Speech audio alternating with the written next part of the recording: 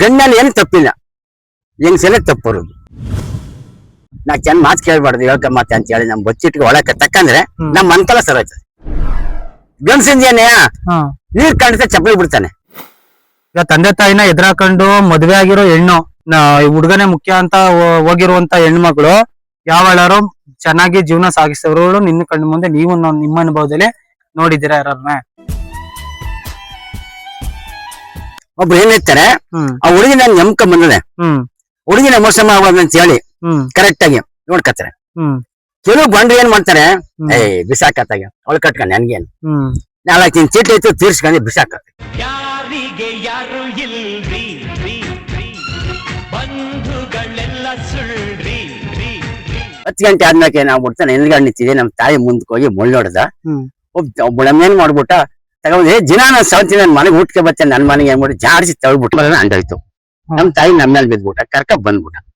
ಕರ್ಕ ಬಂದಾಗ ಮನೆಗೆ ಏನ್ ಮಾಡಿದ್ವಿ, ಯತ್ನೆ ಮಾಡ್ಬಿಟ್ಟು ಖಾರ ಪರಾಕ ಊಟ ಮಾಡ್ಬಿಟ್ಟು ಹಾಗೇನ್ ಹೇಳ್ದಿ, ಬೆಳಿಗ್ಗೆ ಎದ್ದು ತವ ಅಂದಿ. ಏನಪ್ಪಾ ಅಂದ, ಏನಾದ್ರು ಜಿತ್ಕಿಸ್ಬಿಡಣ್ಣ ಅಂದಿ. ಯಾರಿಗೆ ಬೇಕು ಈ ಲೋಕ, ಮೋಸಕ್ಕೆ ಕೈ ಮುಗಿಬೇಕಾ?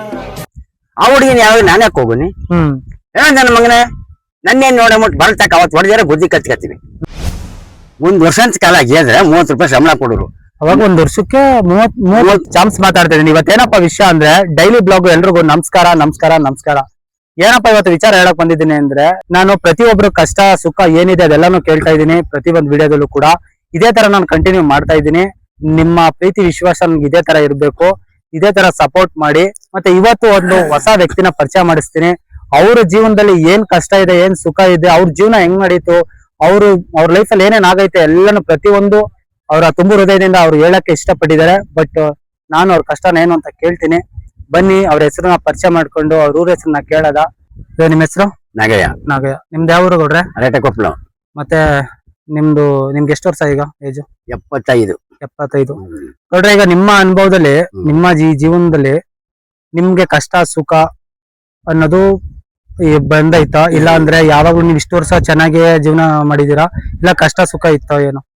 ನಮ್ಗೆ ನೋಡಿ ನಮ್ಗೆ ಚಿಕ್ಕ ಮಕ್ಕಳು, ನಮಗೆ ಚಿಕ್ಕ ಮಕ್ಕಳು ಆಡು ಮೇಯಿಸ್ಕೊಂಡಿದ್ದವು.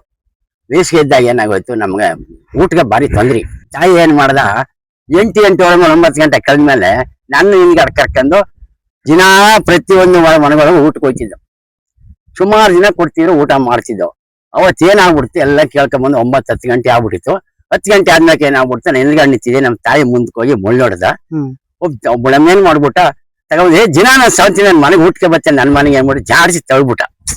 ತಳಿದ ತಕ್ಷಣ ನಾ ಹಿಂದಕ್ಕೆ ಬಿದ್ದಾಗ್ಬಿಟ್ಟು ಗಡಿಗೆ ಸಾಂಬಾರನ್ನ ಅಂಡೋಯ್ತು. ನಮ್ ತಾಯಿ ನಮ್ಮ ಮೇಲೆ ಬಿದ್ಬಿಟ್ಟ, ಕರ್ಕ ಬಂದ್ಬಿಟ್ಟ.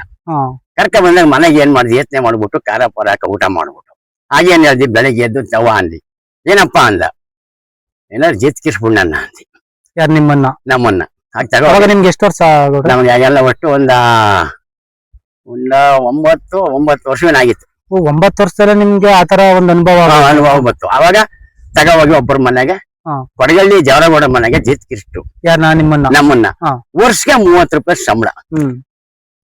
1 ವರ್ಷದ ಕಾಲ ಗೆದ್ರೆ 30 ರೂಪಾಯಿ ಸಂಬಳ ಕೊಡೋರು. ಅವಾಗ 1 ವರ್ಷಕ್ಕೆ 30 ರೂಪಾಯಿ ಸಂಬಳ ಕೊಡೋರು. ನಮಗೊಂದ್ ಪತ್ರ, ಅವ್ರಿಗೊಂದ್ ಪತ್ರ. ಹಿಂಗೆ ಮಾಡ್ಕ 11 ವರ್ಷ ಮಾಡಿದಲ್ಲಿ. 11 ವರ್ಷ ಆದ್ಮೇಲೆ ನಮ್ಗೆ ಲಗ್ನ ಶುರು ಮಾಡಿದ್ರು. ಅಂದ್ರೆ ನಿಮ್ಗೆ ಮದ್ವೆಗೆ ಹಾಗೇನ್ ಹೇಳ್ದಿ, ಗೌಡ್ರೆ ಹಿಂಗೆ ನನ್ಗೆ ಮದ್ವೆ ಶುರು ಮಾಡವ್ರೆ, ಇನ್ ನೆನ್ಸಿನ ಹೋಯ್ತೀನಿ ಮನೆಗೆ ಅಂದಿ. ಹಾಗೇನ್ ಮಾಡಿದ್ರು, ನನ್ನ ಹೆಸರು ಇವ್ನಿಗೆ ಜ್ಞಾನಸ್ ಎಲ್ಲ ಅಂದ್ಬಿಟ್ಟು ನಾವು ಸ್ವಾಗಮವನ ಅದೇ ಮನೆಗೆ ಜಯಿತಿದ್ದ. ಅಂದ್ರೆ ಅವ್ರ ಮೇಸ್ತ್ರಿ, ಗೌಡ್ರ ಮನೇಲಿ ಮೇಸ್ತ್ರಿ ಅವನು. ಆಗ ಬಾರಲ್ಲಿ ಗುಳೆನಿಗೆ ಅಂದ್ರು, ಗುಳೆನಿಗೆ ಅಂತ ಇವ್ರ ಹೆಸರು. ಅವಾಗ ಏನಪ್ಪಾ ಅನ್ಕೊಂಬಂದ, ಇವ್ನಿಗೆ ಮದುವೆಯಾ ಅಂತ ಕೇಳ. ಕಣಪ್ಪ ಹೆಣ್ಣು ನೋಡೋದೆ ನಮ್ಮೂರಲ್ಲಿ ಅಂದ್ವಿ. ಆದ್ರೆ ಹೆಣ್ಣು ನೋಡೋದೇ ಸ್ವಂತ ಹೆಣ್ಣು ನೋಡ್ತಾ ಇಲ್ಲ ನನಗೆ, ದತ್ತು ಹೋಗುದು. ಅಂದ್ರೆ ನಿಮ್ನ ಅವಾಗ್ಲೂ ಮುಂಚೆನೆ ಇತ್ತ ದತ್ತು ಅನ್ನೋದು? ಅಂದ್ರೆ ದತ್ತು ಆಗ ಮೊದ್ಲು ಐತಿರಂತೆ. ಅಂದ್ರೆ ಹೆಂಗೆ ಅಂದ್ರೆ ಈಗ ಅವ್ರ ಮಕ್ಳಿಲ್ಲ ಅನ್ನೋರ್ ಹತ್ರ ಗಂಡು ಮಕ್ಳಿಲ್ಲ ಅಂದ್ಬಿಟ್ಟ. ಹೆಣ್ಣು ಮಕ್ಳು ಗಂಡು ಮಕ್ಳು ತಗೋಗಿ ಮದುವೆ ಮಾಡ್ತಿರು. ಅವಾಗ ನಮ್ಮ ಅಂತಮ್ಮರು ಹೇಳಿದ್ರು, ಬೇಡಕ್ಕನೋ ಜಾಸ್ತಿ ಮಾಡಿಸ್ತಾನ, ನಾಳೆ ಹೆಂಗದ್ ಹೇಳದ್ದು ಬೇಡಪ್ಪ ಅಂದ್ರು. ನಾ ಏನ್ ಮಾಡ್ದಿ, ದೊಡ್ಡ ಮನೆ ಜಯಿಸಿದಂಗೆ ಆ ಹುಡುಗಿನೇ ನೋಡಿ ಅಂದಿ. ಆ ಹುಡುಗಿ ನೋಡೋದ್ಮೇಲೆ ನನ್ನ ಇಷ್ಟ ಅಂತ ನಾನೇ ಮಾಡ್ಕೊಬಿಟ್ಟು ಎಲ್ಲ ಸೇರಿ ಊರಲ್ಲಿ ಲಗ್ನ ಮಾಡಿದ್ರು. ನಿಮ್ಗೆ ಮದ್ವೆ ಆಯ್ತು? ಮದ್ವೆ ಆದ್ಮೇಲೆ ಸುಮಾರು 5 ವರ್ಷ ನಮ್ಗೆ ಮಕ್ಳಿಲ್ಲ. ಅಂದ್ರೆ ನಿಮ್ಗೆ ಎಷ್ಟು ವರ್ಷಕ್ಕೆ ನೀವು ಮದ್ವೆ ನಿಮ್ಗೆ ಎಷ್ಟು ವರ್ಷ ಆಯ್ತು ನೀವು ಮದ್ವೆ ಆದಾಗ? ಮದುವೆ ಆದಾಗ 19 ವರ್ಷ. ನಿಮ್ಗೆ 19 ವರ್ಷಕ್ಕೆ ಮದ್ವೆ ಆಗ? 19 ವರ್ಷ ಇದು ಪುಂಟ ನಾನು. ಅವಾಗ ಏನಾಗ್ಬಿಡ್ತು, 5 ವರ್ಷ ಮಕ್ಕಳಿಗೆ ಹೋಗ್ಬಿಡ್ತು. ಆಗೇನ್ ಜನಗಳು 2 ಗಂಟೆ ಕಟ್ಬಿಟ್ರು ಹುಡುಗಿ ದಪ್ಪಗಾಳಿ ಅಂತ. ಆಮೇಲಿಂದ ಒಬ್ಬ 5 ವರ್ಷದ ಮೇಲೆ ಹುಟ್ಟಿದ ಗಂಡು ಮಗ. ಗಂಡು ಮಗ ಹುಟ್ಟಿದ ಮಗ ತಿರುಪುನ ಒಂದ್ ಹುಡ್ತು, ತಿರುಪುನ ಒಂದ್ ಹುಡ್ತು.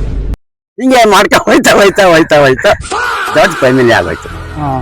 ದೊಡ್ಡ ಫ್ಯಾಮಿಲಿ ಆದಾಗ ಏನಾಗೋಯ್ತು, ಎಲ್ಲಾನು ಮದುವೆ ಮಾಡ್ದ, ಅದ್ರೇನು ಮಾಡ್ದೆ, ಇವ್ರಿಗೂ ಮದ್ವೆ ಆಯ್ತು, ಅವ್ರಿಗೂ ಮದ್ವೆ ಆಯ್ತು. ನಮ್ ತಾಯಿ ತೀರೋಗ್ಬಿಟ್ಟ, ನಮ್ಮ ಅತ್ತಿಗೆ ತೀರೋಗ್ಬಿಟ್ಟ, ನಮ್ಮ ಅಣ್ಣ ತೀರೋಗ್ಬಿಟ್ಟ.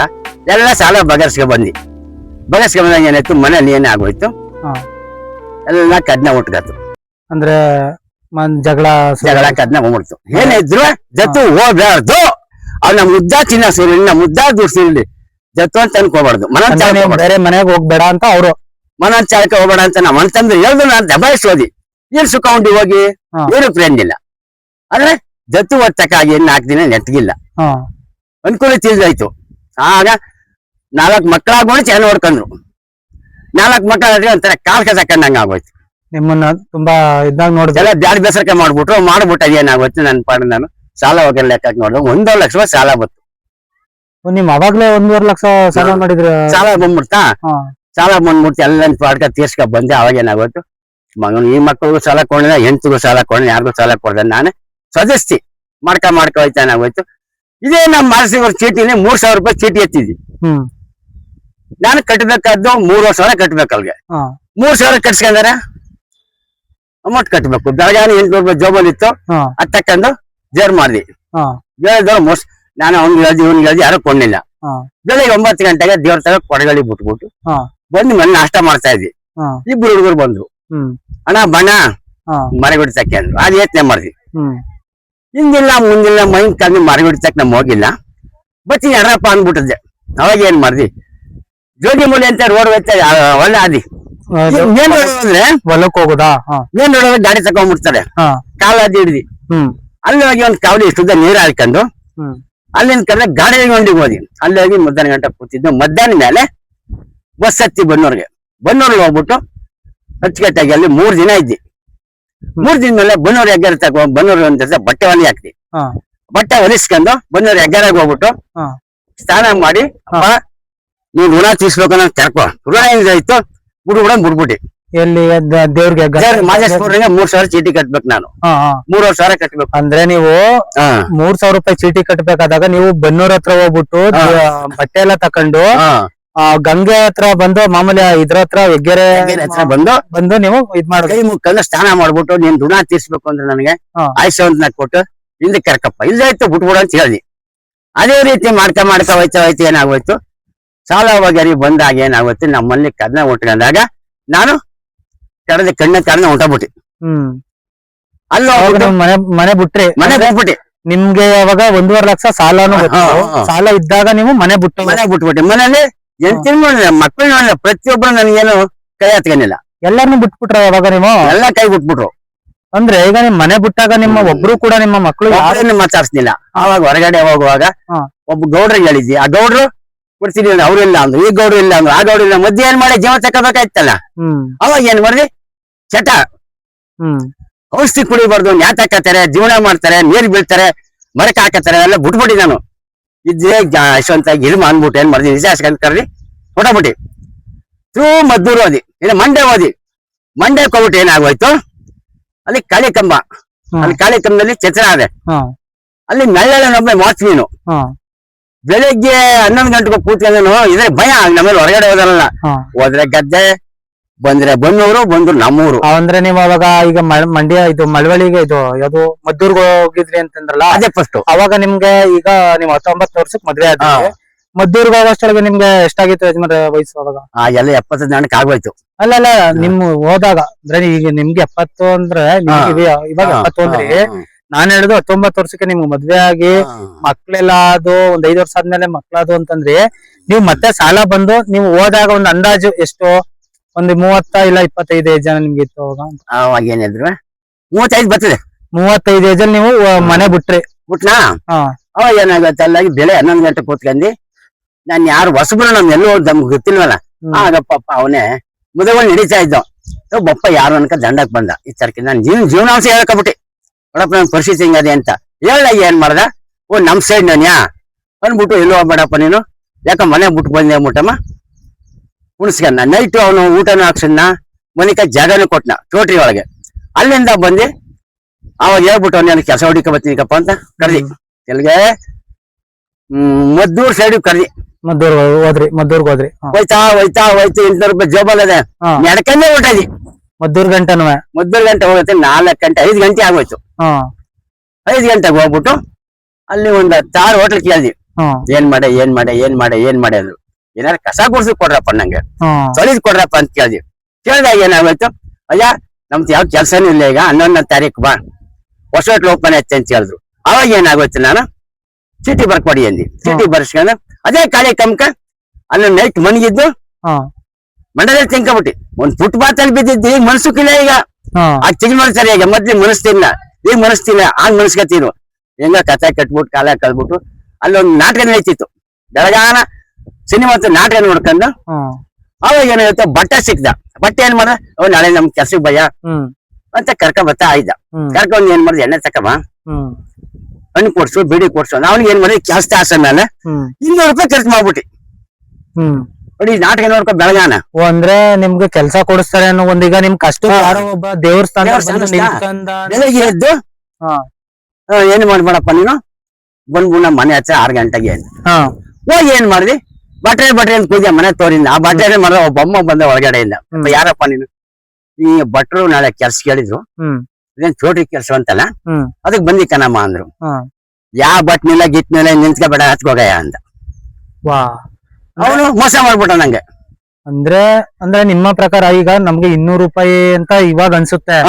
ಅದ್ 200 ರೂಪಾಯಿ ನಿಮ್ಮ ವಯಸ್ಸಿಗೆ ಅದು ಒಂದು 20,000 20,000 ಅಲ್ಲ 50,000 ಚಪ ಅದು ಅಂದ್ರೆ 200 ರೂಪಾಯಿ ಇವತ್ತು ನಮ್ಗೆ 200 ರೂಪಾಯಿ ಒಂದ್ 200 ರೂಪಾಯಿ ಅಲ್ವಾ ಅಂತ ಅನ್ಕೋತೀವಿ ಈಗ ಅನ್ಸುತ್ತೆ ಆದ್ರೆ ಆ 200 ರೂಪಾಯಿ 30 ವರ್ಷದ ಹಿಂದೆ ಒಂದ್ 30 ವರ್ಷದ ಹಿಂದೆ 40,000 ಆಯ್ತು ಬರ್ತದೆ ಆಯ್ತಾ ಅವಾಗ ಏನ್ ಮಾಡ್ದಿ ಕಡ್ದಿ ಸದ್ ಮಾಡಿದ್ರೆ ನಾಟಕ ತಕ್ ಬಂದಿ ಅಲ್ಲಿ ಪ್ರಸಾದ ಕೊಡ್ತಿರು ಆ ಪ್ರಸಾದ ಹಚ್ಕೊಂಡ್ರೆ ಟವಲ್ ಕಟ್ರೆ ಮಳ್ಳಿ ಬುದ್ಧಿ ಟವಲ್ ಕಟ್ಗೆ ಈ ಕಡೆ ಹೋಗಿ ಗದ್ದೆ ಬೆಲ್ ನೀರ್ ಇರ್ತಾ ಇತ್ತು ಹೋಗಿ ಮಕ್ಕ ತೊಳೆದ್ಬಿಟ್ಟು ಕುಂತ್ಕಂದಿ ಬಿಚ್ಚಿ ದಾಸಪ್ಪ ಬಂದ ಆ ಕಡೆಯಿಂದ ನಂಗೆ ಸ್ವಲ್ಪ ಕೊಡ್ತೀಯಪ್ಪ ಅನ್ನ ಆಗಿದ್ದೋಗಿ ಬಾಳೆಹಣ್ಣು ಕುಯ್ಕ ಬಂದಿ ಇಬ್ರು ಸಂಭಾಗ ಮಾಡ್ಕ ಊಟ ಮಾಡ್ದವ್ ಆಗ ದಾಸಪ್ಪ ಏನ್ ಹೇಳ್ದ ನಿಮ್ ಮನೆ ಬಿಟ್ಟು ಬಂದಿದೆ ಕಣಪ್ಪ ಅಂದ ನಿಜಕ್ಕ ಸ್ವಾಮಿ ಅಂದಿ ನಿನ್ ಏನಿಲ್ಲಪ್ಪ 19ನೇ ತಾರೀಕು ಹೇಳ ನಿನ್ಗೆ ಕೆಲ್ಸ ಆಯ್ತು ಹೋಗಪ್ಪ ಅಂತ ಹೇಳ್ದ ಆಗ ಊಟ ಬಿಟ್ಟ ನಮ್ಮ ಮನೆ ದೇವ್ರ ಇರ್ಬೋದು ಅವರು ಅಂದ್ರೆ ಒಂದು ಮನ್ಸೂನ್ ರೂಪದಲ್ಲಿ ಬಂದವರೇನೋ ನಿನ್ಗನ್ಸ್ತು ಹಾಗಾದ್ರೆ ನಿಮ್ಗೆ